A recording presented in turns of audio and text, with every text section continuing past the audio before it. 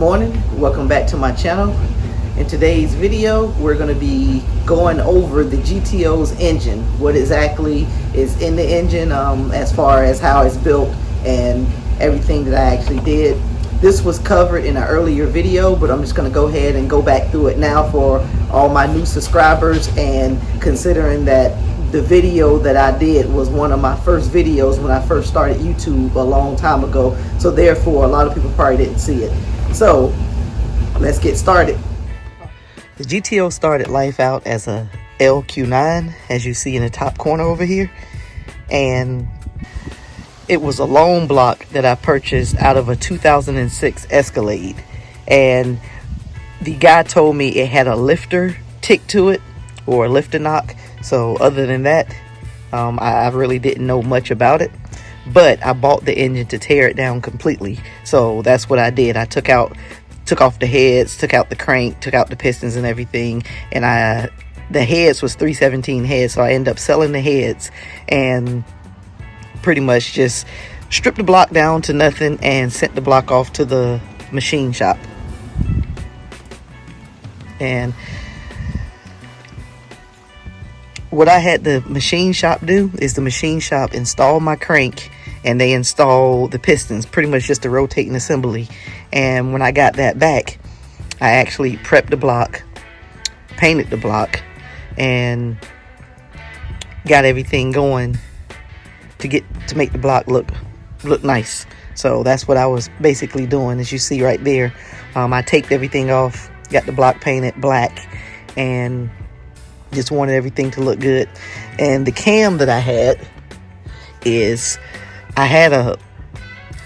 it's a custom cam from Tick Performance, and I put the Chloe's timing chain in there also. So I don't know the exact specs of my cam right now. I can probably dig back through my records and find it, but right now I don't know exactly what it is. So, but it's a custom cam based off of my heads and intake and everything. So the lifters is just your basic LS7 lifters, and I put new lifter trays and things like that in it. Of course, I put my double saddle pickup tube holder, and I pretty much put everything in there and put the pan back on it. It was a brand new pan that I bought for the GTO. So I put the actual cam in the engine. I timed the cam and make sure the cam was like it was supposed to be. And I put ARP head bolts. So this engine does have ARP head bolts in it, not the studs, but it has the head bolts. So I used the basic GM head gaskets. I used the ARP head bolts, and the heads I went with was basically 243 heads. I sent to Texas Speed to get them ported and polished and milled. So I did get them milled to bring the compression up. And so these heads are pretty much similar to the ones that I had for my turbo engine. Just the ones for my turbo engine has stainless steel valves, and I didn't do stainless steel valves in this one. But as you see right here, you can see it's PRC heads, and I think there's 660 lift valve springs. So that's what I put in there. So again, the heads are pretty similar to my turbo build, but I just didn't mill my turbo build. So as you see, I put everything else together. I got the heads put on the engine, I put the valve covers on the engine, got everything looking nice. And on my intake, let's talk about my intake for a little bit.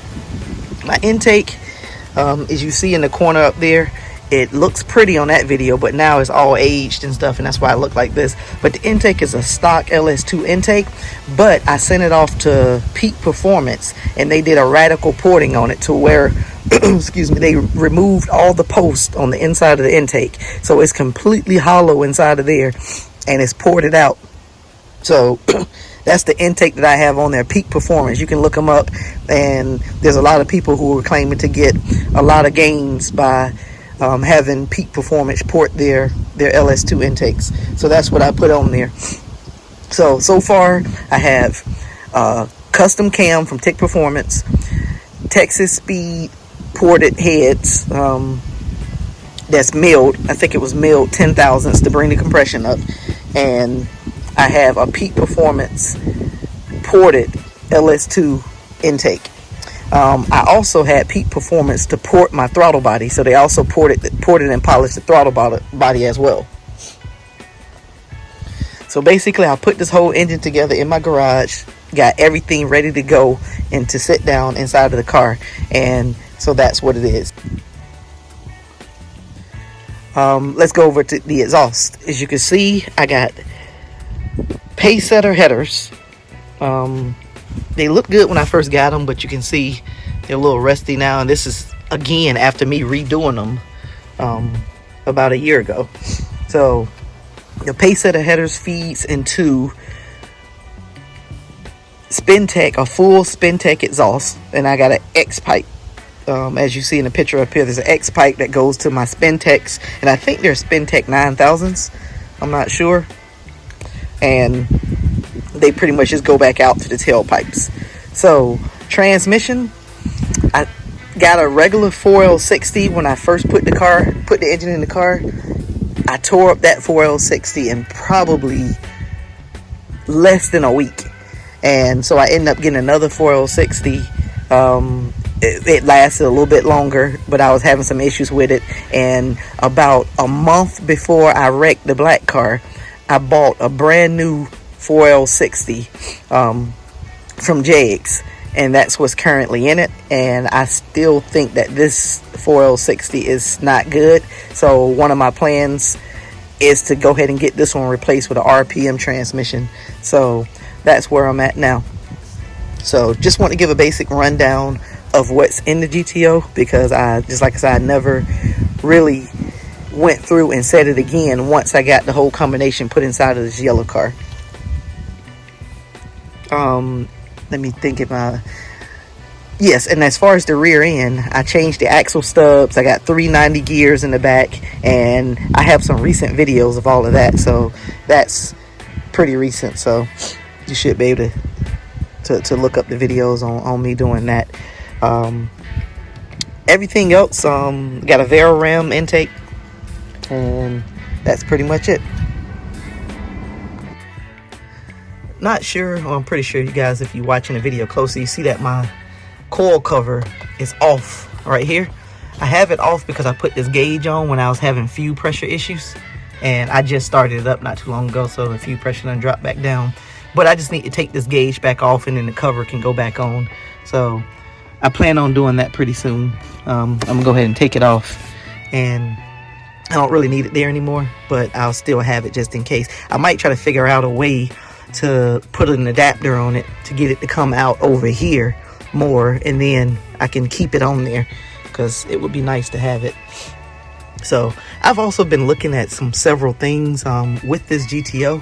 I think with my combination, I'll work pretty good with the LSA blower. So I've been thinking about trying to figure out how much work would be involved if I was to put an LSA blower on it. So that's still what I'm thinking about, but of course nitrous may come before the LSA blower. It just depends on what I really want to do. So this was just a quick video of me just telling you about what's inside of the GTO as far as the engine. And just like I said before, it was in an older video that I created a long time ago, and it was like not even a video. I put a bunch of pictures and stuff together. So I just wanted to give an update, because I know there's a lot of people who were asking questions about what's in the GTO and things like that. So that's why I put this together. So thanks for watching. If you haven't subscribed, click on that subscribe button, click that notification bell, and look out for more GTO related videos, G8 related videos. It's towards the end of the year right now, so hopefully I should have a lot of my projects back that most of you probably already forgot about. But once I start getting them back and they start rolling in, and I'm going to get more content with those. And I got a video coming about my 5.3 update and what's been going on with my 5.3. The 1000 horsepower Summit LS Pro 5.3. I'm gonna tell you what's going on with that in an upcoming video. Thanks for watching. Click on that subscribe button if you haven't, and I'll see you in the next video.